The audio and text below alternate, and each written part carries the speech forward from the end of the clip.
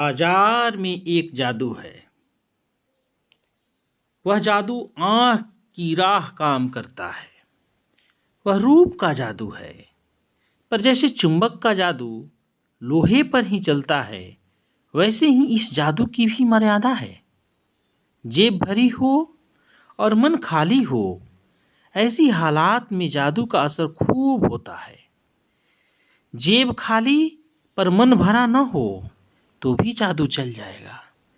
मन खाली है तो बाजार की अनेकानेक चीजों का निमंत्रण उस पर पहुंच जाएगा। तो बच्चों, आज हम जैनेन्द्र कुमार लिखित एक निबंध बाजार दर्शन का अध्ययन करते हैं। इससे पहले आप यदि इस चैनल को सब्सक्राइब नहीं किए हैं तो सब्सक्राइब कर लीजिए और नोटिफिकेशन बेल को भी दबा दीजिए, जिससे कि आपको मेरा वीडियो सबसे पहले प्राप्त हो जाए। तो बच्चों, इस पाठ को पढ़ने से पहले हम एक बार जैनेन्द्र कुमार के जीवन परिचय पर थोड़ा सा प्रकाश डाल लेते हैं। कहते हैं बच्चों कि जो साहित्यकार तप करके अपनी लेखनी को चलाता है, उसकी लेखनी से निकला हुआ एक एक शब्द हमें मार्गदर्शन देता है और पथ प्रदर्शक बनाता है।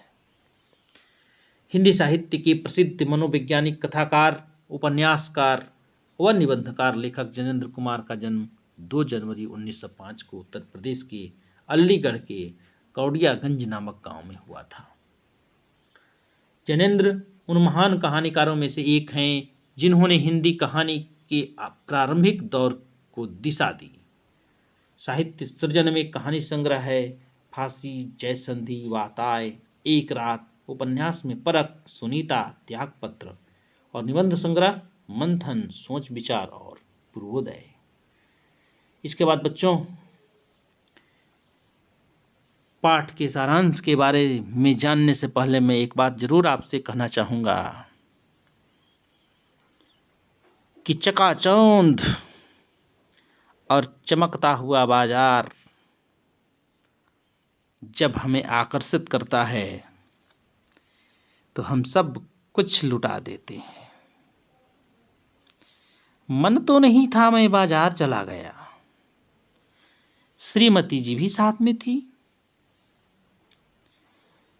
न चाहते हुए भी उस मॉल में प्रवेश कर गया जहां बिजली की रोशनी, चकमक करते हुए पुतले और आंखों को अपनी ओर खींचने वाले ड्रेस।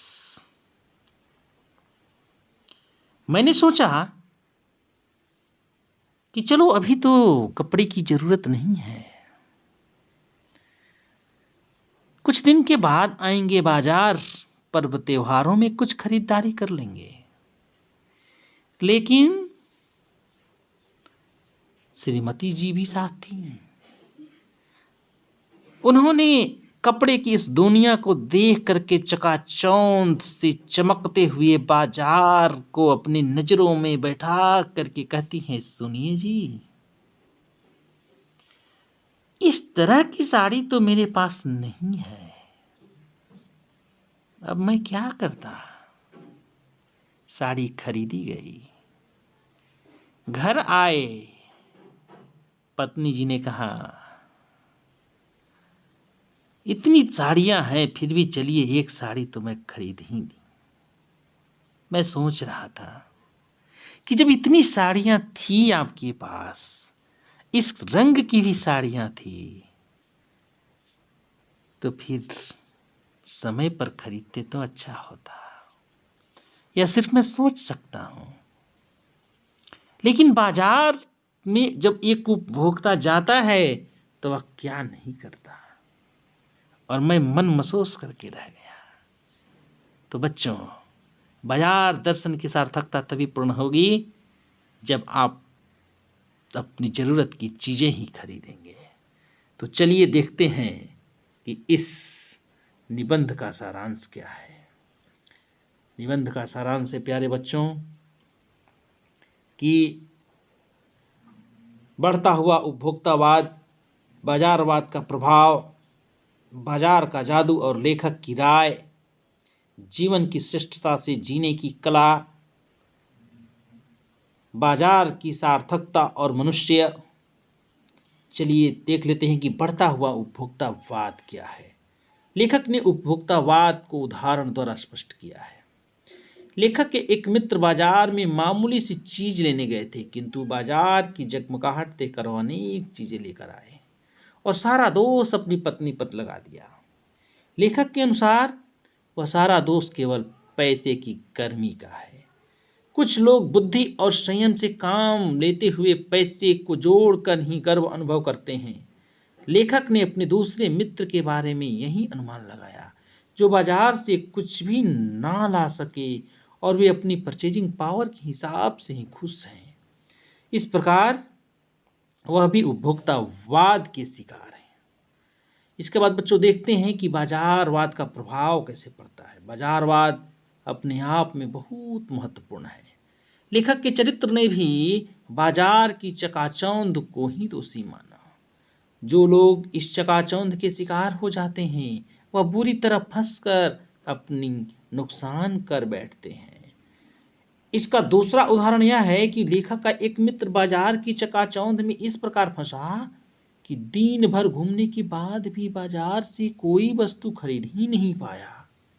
इसका कारण इसने लेखक को यह बताया कि बाजार में सभी कुछ उसे पसंद आया, किंतु अब कोई एक दो वस्तु ही लाता तो अन्य वस्तुओं को उसे छोड़ना पड़ता और वह कुछ भी छोड़ना नहीं चाहता था, इसलिए वह कुछ भी नहीं खरीद पाया।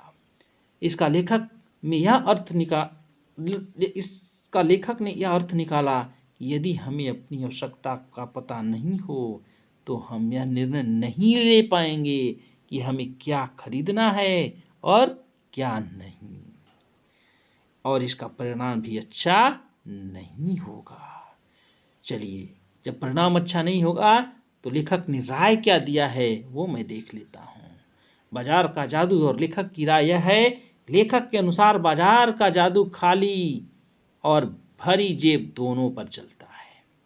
जेब खाली है और मन भरा हुआ नहीं है तभी बाजार अपनी ओर खींचता है, और यदि जेब भरी है तो खरीदारी तो आप खूब करेंगे परंतु व्यर्थ की।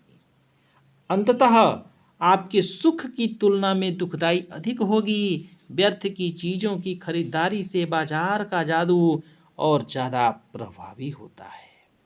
लेखक के अनुसार आपको बाजार तभी जाना चाहिए जब आप निर्णय ले चुके हों कि आपको क्या खरीदना है। मन को बलपूर्वक दबाना भी उचित नहीं है और मन को उतना भी छूट ना हो कि आप ही उसके पीछे चलने लगे। हालांकि मन के प्रयोजन को भी ध्यान में रखकर चलना चाहिए। लेखक के अनुसार बाजार जाने से पूर्व ही मन में यह दृढ़ निश्चय कर लेना चाहिए कि हमें क्या खरीदना है। इससे व्यक्ति बाजार की चकाचौंध से अपने आप को बचा पाएगा और उसके द्वारा खरीदी गई वस्तु से आनंद प्रदान करेगी। तो बच्चों, इस प्रकार से आज का पाठ मैं आज इतना ही रखता हूँ। धन्यवाद आप सभी को, और आप सभी हमारे अगले कक्षा के लिए तैयार रहिए, और अगली कक्षा में हम लोग फिर से बाजारवाद के कुछ भाग को पढ़ेंगे और पढ़ करके जानेंगे कि बाजार क्या है, बाजार में हमें कैसे रहना है। धन्यवाद।